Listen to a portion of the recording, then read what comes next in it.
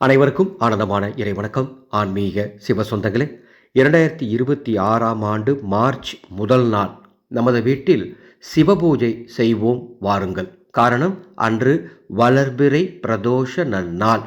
வளர்ச்சியை நோக்கி உங்கள் பயணம் இருக்க, வளர்ச்சி உங்களை தேடி வர இந்த சிவபூஜை பரிபூர்ணமான அருளை பெற்றுத்தரும். சிவபூஜை எப்படி செய்யறதுன்னு பார்க்கறதுக்கு முன்பாக ஒரு அறிவிப்பு. மார்ச் 3ஆம் தேதி சந்திர கிரகண நிகழ்வு நடைபெற உள்ளது.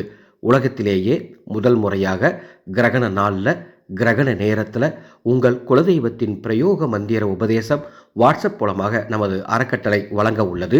பதிவு செய்ய டிஸ்பிளேல பாருங்கள், அதனுடைய குரு காணிக்கை செலுத்த வேண்டிய நம்பர் மற்றும் வாட்ஸ்அப் நம்பர் எல்லாம் கொடுத்துருக்கோம்.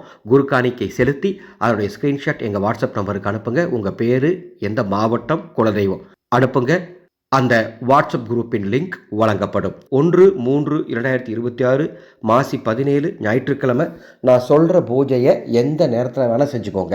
ராகு கால யமகண்ட நேரம் தவிர பிரதோஷ நேரத்தில் செய்யலாம், அல்லது பிரம்மமுகூர்த்த நேரத்தில் செய்யுங்க, அல்லது மாலை நேரத்தில் செய்யுங்க. உங்களுக்கு எப்போ நேரம் கிடைக்குமோ அப்போ உங்கள் வீட்டில் சிவன் படம், சிவன் சிலைக்கு முன்பாக 5 தீபங்கள் வடக்கு திசை நோக்கி ஏற்றுங்கள். இந்த 5 தீபங்கள் ஏற்றுவதற்கும் நமது ஆனந்தொளி அறக்கட்டளையின் தயாரிப்பான மந்திர சக்தி தீப எண்ணெய் இருந்தால் அதை ஊற்றி தீபம் ஏற்றுங்கள். இந்த மார்ச் மாதத்தில் நமது தீப எண்ணெய்களுக்கு அற்புதமான விலை ஆஃபர் தரப்பட்டுள்ளது. டிஸ்பிளேல நம்பர் இருக்கு, தொடர்பு கொள்ளுங்க.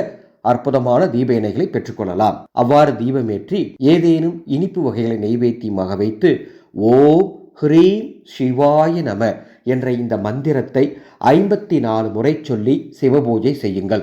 உங்கள் வீட்டில் லிங்க ரூபம் இருந்தால், அது ஸ்படிகலிங்கமாக இருந்தாலும் சரி, வேறு எந்த லிங்கமாக இருந்தாலும் சரி இருந்துச்சுன்னு சொன்னால் அதற்கு விபூதி அபிஷேகம் செய்வது மிக மிக சிறப்பு.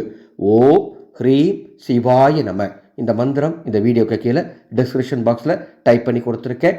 இந்த மந்திரத்தை சொல்லி உங்கள் வீட்டில் மிக எளிமையான இந்த சிவபூஜை செய்து சிவனர்களை பெறுமாறு அன்போடு கேட்டுக்கொள்கின்றேன். சிவபூஜை செய்ய முடியாத சூழலில் இருக்கிறவங்க மார்ச் முதல் நாள் அன்னதானம் பண்ணுங்க. ஒரு 5 பேத்துக்காவது நிச்சயம் நல்லது நடக்கும். நமது ஆனந்தொளி அறக்கட்டளை அன்னதான சேவையை ஒவ்வொரு நாளும் செய்யறதுக்காக அன்ன சேவை என்ற குழுவை நடத்திட்டு இருக்கோம். டிஸ்பிளேல பாருங்க, எங்க ட்ரஸ்டினுடைய கூகுள் பே, ஃபோன்பே நம்பர் கொடுத்துருக்கோம். முடிந்தால் எங்களது அன்ன சேவா குழுவுக்கு உதவுங்கள். மீண்டும் அடுத்த ஒரு பதிவில் சந்திக்கின்றேன். ஆனந்தம் மலரட்டும், ஆனந்த ஒளி பரவட்டும்.